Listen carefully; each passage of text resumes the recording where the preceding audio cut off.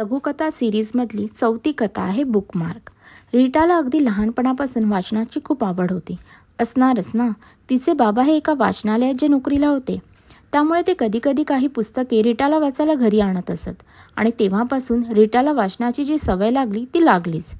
जर कोणी तिला विचारले, तुझे पहिलं प्रेम कोण आहे, तर 1 सेकंदही न गमावता पुस्तक हेच उत्तर तिच्या तोंडून ऐकायला मिळायचे. आता तर तिने घराजवळ असलेल्या वाचनालयात स्वतःची नावनोंदणीही केली होती. त्यामुळे आता तिच्या आवडत्या लेखकाचे पुस्तक वाचण्यासाठी तिला तिच्या बाबांवर अवलंबून राहावे लागत नव्हते. तसेच आता ती हवे तेव्हा हवे ते पुस्तक वाचू शकत होती. रीटा वाचनाबरोबर तिला वेळ मिळेल तेव्हा लिखाणही करीत असे, पण ते लिखाण ती तिच्यापुरतेच मर्यादित ठेवत असे. तिची एक सवय होती, तुम्ही छंदच म्हणालात तरी चालेल. तिला बुकमार्क्स बनवायला खूप आवडायचे. ती जेव्हा एखादे पुस्तक वाचनालयातून घरी आणत असे, तेव्हा ती त्यामध्ये स्वतः बनवलेले बुकमार्क ठेवत असे आणि त्या बुकमार्कवर तिने स्वतः लिहिलेली किंवा एखाद्या पुस्तकात वाचलेली एखादी ओळ तिच्या सुंदर हस्ताक्षरात लिहित असे. काय भन्नाट आयडिया होती ना? रीटा अभ्यासातही खूप हुशार होती, त्यामुळे ती शाळेत असताना सगळ्या शिक्षकांची ती आवडती विद्यार्थिनी होती. आता तर ती BAच्या 2ऱ्या वर्षाला शिकत होती. तसेच तिला पुढे शिक्षिका व्हायचे होते. असो, एक दिवस अजबच गोष्ट झाली. नेहमीप्रमाणे तिने वाचनालयातून एक पुस्तक वाचायला घेतले, पण ते पुस्तक तिने आधीच वाचलेले होते आणि ते उघडताच तिने त्यावेळी बनवलेला बुकमार्कही तिला त्या पुस्तकात ठेवलेला आढळला. तिला तो बघितल्यावर आनंद झाला.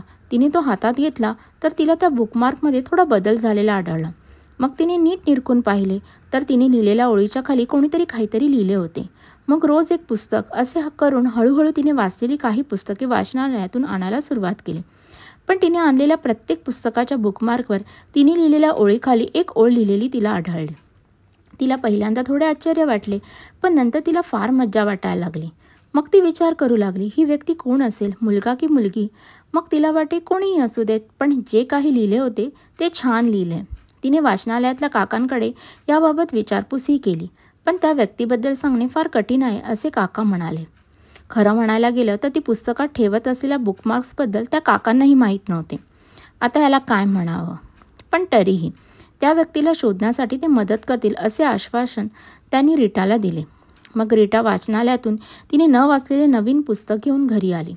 थोडे वाचल्यावर तिने नेहमीप्रमाणे छानसा बुकमार्क त्या पुस्तकामध्ये ठेवला. यावेळी तिने कोड्यात लिहितात तशी सुंदर ओळ त्या बुकमार्कवर लिहिली.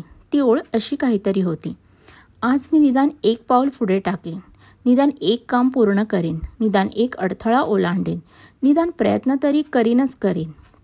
मग तिने ते पुस्तक पूर्ण वाचून झाल्यावर ते वाचनालयात परत केले व दुसरे पुस्तक आणले. पण तिला हे पुस्तक वाचण्यात आज मन लागत नव्हते. तिचे सगळे लक्ष त्या वाचलेल्या पुस्तकामधल्या बुकमार्कमध्ये होते. मग 2 दिवसानंतर ती पुन्हा वाचनालयात गेली आणि तिने त्या वाचलेल्या पुस्तकाबद्दल काकांना विचारले, तर ते पुस्तक सध्या तरी कोणी वाचायला नेले नाही असे तिला कळले. ती थोडी हिरमुसली. त्यानंतर तिची परीक्षा सुरू झाली, त्यामुळे पुढचे काही दिवस तिला वाचनालयात जाता आले नाही. जेव्हा तिची परीक्षा संपली तेव्हा रीटाने त्या पुस्तकाबद्दल काकांकडे चौकशी केली. तेव्हा ते पुस्तक काही दिवसांपूर्वी एका मुलाने वाचायला नेले हे कळले, पण तो मुलगा कोण हे काही केलं तिला कळले नाही. असेच काही दिवस गेले आणि एक दिवस ते पुस्तक पुन्हा तिला वाचनालयात आढळले.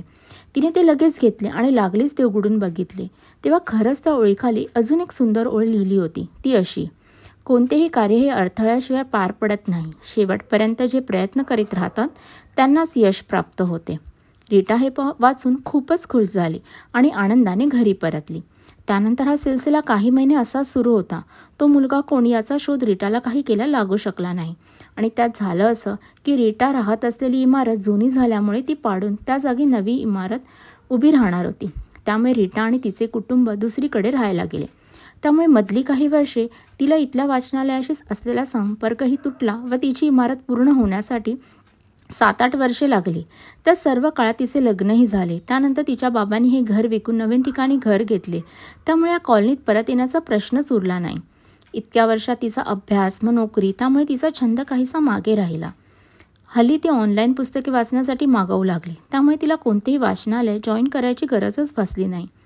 मंदार हा रीटाचा नवरा. तो पेशाने सॉफ्टवेअर इंजिनियर होता, पण तो खूप चांगला लेखकही होता. मंदार आणि रीटा या दोघांचे अरेंज मॅरेज झाल्यामुळे अजूनही त्यांना एकमेकांचे स्वभाव नीट कळले नव्हते. लग्नाला 2 महिनेच तर झाले होते ना. एक दिवस मंदार लिखाणासाठी वापरत असलेला डेस्क साफ करताना त्याच्या ड्रॉवरमध्ये रीटाला एक लिफाफा मिळाला. तिने तो उघडून पाहिला तर तिला त्यामध्ये तिने बनवलेले काही बुकमार्क्स आढळले. तिला तिच्या डोळ्यावर विश्वासच नाही बसला. म्हणजे तो मुलगा मंदार होता. तिने तो लिफाफा होता तसाच परत ठेवून दिला. मग तिने एक नवीन बुकमार्क बनवून मंदार लिखाण करत असलेल्या वहीत त्याच्या नकळत ठेवला आणि त्यावर तिच्या सुंदर हस्ताक्षरात ही ओळ लिहिली. सर्वच प्रश्न सोडवून सुटत नाही, काही प्रश्न सोडून दिले की आपोआप सुटतात. जेव्हा मंदार नेहमीप्रमाणे लिखाण करायला त्याच्या डेस्ककडे बसला आणि लिखाणासाठी जेव्हा त्याने त्याची वही उघडली तेव्हा त्याच्या चेहऱ्यावर आनंद पसरला. त्याला क्षणभर विश्वास नाही बसला. मग त्यानेही नेहमीप्रमाणे त्या ओळीखाली एक ओळ लिहिली. शांत राहणं पण खूप कठीण असतं. मग तो रीटाजवळ गेला आणि त्याने तो बुकमार्क तिला परत दिला आणि मग दोघेही खूप हसले. समाप्त. ही कथा तुम्हाला कशी वाटली हे कमेंटद्वारे मला नक्की कळवा आणि यासारख्या अजून नवनवीन कथा ऐकण्यासाठी मी मराठी स्टोरी टेलर या चॅनलच्या लाईक, सबस्क्राईब व बेल आयकॉन बटनवर नक्की क्लिक करा. धन्यवाद.